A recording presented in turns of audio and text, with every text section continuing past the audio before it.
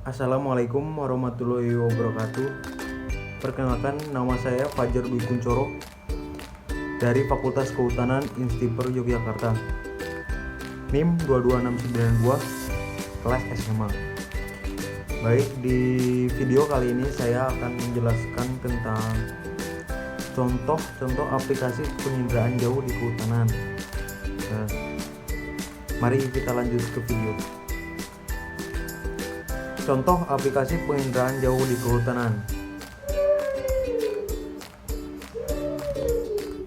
Hasil pemetaan LiDAR ini bertujuan untuk menguji efektivitas data yang dihasilkan dari drone LiDAR dengan berbagai variasi ketinggian terbang, sehingga pada prakteknya metode pemotretannya dilakukan berulang kali pada jalur yang sama, namun dengan variasi ketinggian yang berbeda, yaitu 70-100 meter. Pada saat yang bersamaan juga, pemetaan foto udara menggunakan wahana pesawat foto udara DJI Phantom 3 profesional dalam rangka mendapatkan gambaran yang sebenarnya di lapangan dari ortofotonya, sehingga nantinya dapat dimodelkan 3 dimensi 3D hutan kota Universitas Indonesia yang akurat, yang didukung dengan gambar yang mempresentasikan kondisi sebenarnya di lapangan. Jalur terbang drone LiDAR dan drone foto udara terdapat pada gambar 1. Nah, ini ada contoh gambar tersebut. Yang pertama hutan kota dan yang kedua itu jalur terbang. Berlokasi di hutan kota kampus UI Universitas Indonesia Depok dan jalur terbang. Hasil dari point cloud drone LiDAR kemudian dijadikan gambar 2 dimensi sehingga bisa terlihat berdasarkan tinggi pohon dan permukaan tanah. Nah, ini ada gambar point cloud keseluruhan, kelas ground, kelas non-ground, dan gambar yang ketiga yaitu profil penampang melintang hutan kota UI Universitas Indonesia dari data LiDAR. Berdasarkan data lama terbang, ada perbedaan sedikit dalam pelaksanaan pengambilan data hutan kota Universitas Indonesia, yaitu untuk data PT Pagripta GI dalam satu perekaman atau satu kali penerbangan memaksa waktu kurang lebih 17 menit dengan luas wilayah cakupan lebih dari 1 hektar.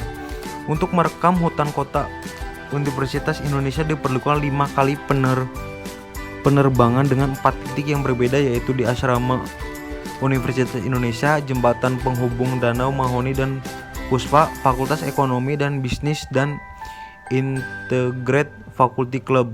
Sedangkan pengambilan data tahun 2016 yang dilakukan oleh S2 perkotaan dalam satu perekaman atau satu kali penerbangan memakan waktu 12-15 menit dengan luas wilayah cakupan 90-100 hektar. Untuk merekam Universitas Indonesia diperlukan 3 kali penerbangan dengan 3 titik yang berbeda, yaitu di Boulevard, Fakultas Ekonomi, dan Faculty Club. Nah, ini ada gambar hasil drone foto udara tahun 2016 dan 2017 untuk hutan kota Universitas Indonesia. Berdasarkan tabel 1 terdapat perbedaan spesifikasi data 2017 dan tahun 2016, tetapi secara umum tetap sama, yaitu spesifikasi drone dan hasil ukuran foto yang dihasilkan. Baik, selanjutnya ada gambar perubahan kondisi air hutan kota Universitas Indonesia tahun 2016 dan tahun 2017 dan penambahan rumput pada tahun 2017. Nah, kesimpulannya, hasil penelitian ini menghasilkan pemetaan dengan drone dengan berbagai macam informasi, baik informasi spasial dan temporal tentang hutan kota kampus Universitas Indonesia. Kesimpulan dari penelitian ini, manajemen hutan kota bisa dilakukan dengan drone yang bisa membawa kamera untuk menghasilkan foto udara dan LiDAR untuk menghasilkan tinggi pohon. Selanjutnya ini adalah ada gambar ukuran sungai di tengah hutan dan lebar sungai. Selanjutnya ada gambar membedakan batas lahan pertanian dan kehutanan. Nah, ini ada pengertian dari drone atau lidar. Karakteristik lahan dengan menggunakan sensor, memonitoring jika ada serangan hama dan penyakit, menentukan lokasi penumpukan dan dosis kebutuhan pupuk berdasarkan tapak tumbuhnya. Aplikasi drone dalam pemeliharaan hutan, pemupukan, pemangkasan, pengendalian hama dan penyakit.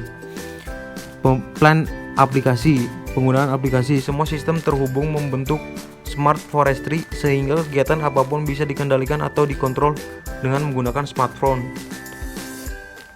Nah, ini ada gambar lahan yang diciptakan dengan lidar, peluncuran drone dengan sensor lidar.